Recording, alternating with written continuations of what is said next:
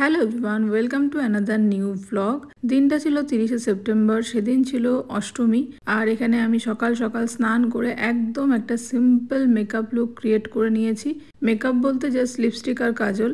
যেহেতু অষ্টমীর অঞ্জলি সকাল সকাল যাওয়ার ছিল, তাড়াহুড়োর মধ্যে অত মেকআপ করার টাইম পাইনি।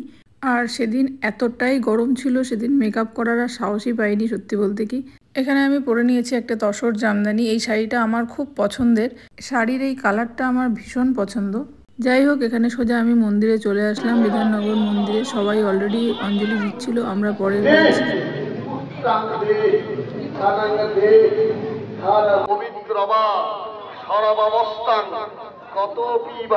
সো এখানে আমাদের অঞ্জলি কমপ্লিটের পর এখানে আমি আর আমার ননদিনী একটু ভিডিও করছিলাম।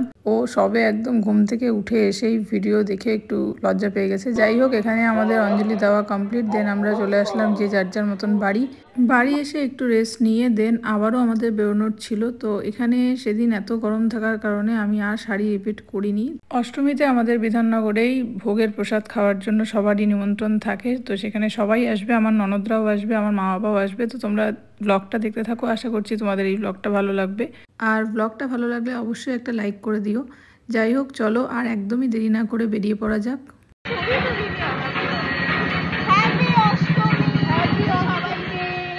আমরা এখন ভোগের প্রসাদ খেতে যাচ্ছি।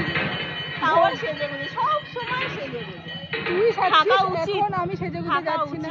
সেজেগুজে এসে সামনে 16 মানে আইফোন 16 তো ছবিটা বেশি হয়ে যাচ্ছে, একটু বেশি হয়ে যাচ্ছে। ছোটটা কই? কালকে গেল না কেন? কোথায় গো? জয়পুর। কালকে না গেছিলাম রাতে, তো চলো এবার ভিতরে যাওয়া যাক। এদিকে আসো। সব শাড়ি আর আমরা সব চুড়িদার। আমরা দুজন চুড়িদার রাতের জন্য, শাড়ি রাতের জন্য থাকি। চলে আমরা দুজন চুড়িদার, সবাই শাড়ি। কি রোদ, কি রোদ, বাপ রে বাপ। অষ্টমী মহাষ্টমী।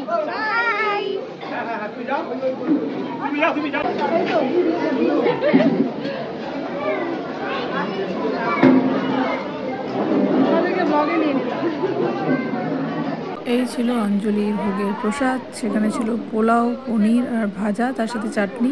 এখন আমরা বিধাননগরের প্যান্ডেল পরিদর্শন করতে চলেছি। খেতে বসতে ঘুমোতে ঘুমোতে ব্রাশ করতে।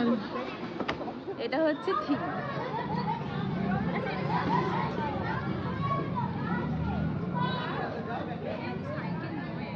থিমটা যদি আমাদেরকে কেউ একটু বুঝাতো। প্লিজ প্লিজ প্লিজ বল। প্লিজ ক্যামেরাটা একটু সামনে দিও। বল, টেক বলো একটু। টেক 1 চল। আচ্ছা, আমরা বিধাননগরের মন্দিরে অ্যাজ ইউজুয়াল রাতের বেলা কি বলে থিমটা বোঝাতে পারিনি, তাই থিমটা দেখাচ্ছি তোমাদের, একটু দেখো।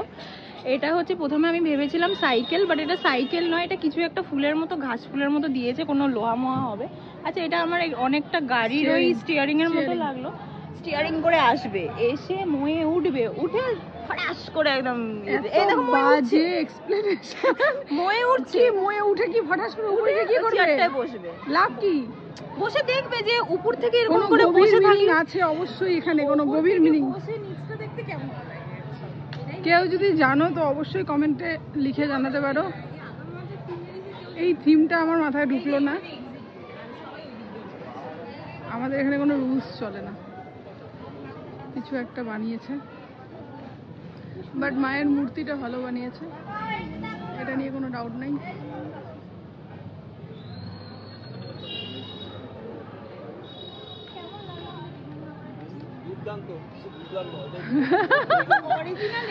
কেমন লাগলো বলো? কিছুই বুঝলাম না।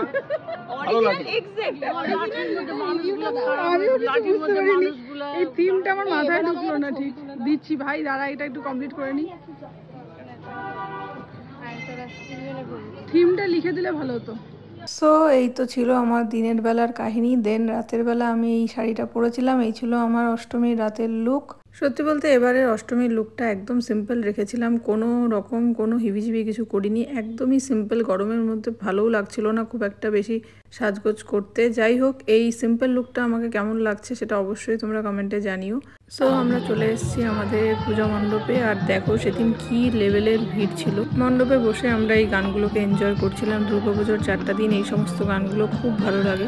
এই হচ্ছে আমাদের গুবলু সোনা, ওর একটু ছবি তোলা হচ্ছিল। যাই হোক, এখানে আমাদের পুরো আড্ডা জমে গেছে। এখানে কোল্ড ড্রিঙ্কস তার সাথে পপকর্ন খাওয়া হচ্ছিল।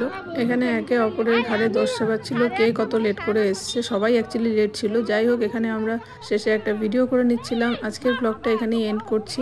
সবার পুজো আশা করছি খুব ভালো কেটেছে। দেখা হচ্ছে অন্য কোনো মিনি ব্লগে, ততক্ষণের জন্য টাটা।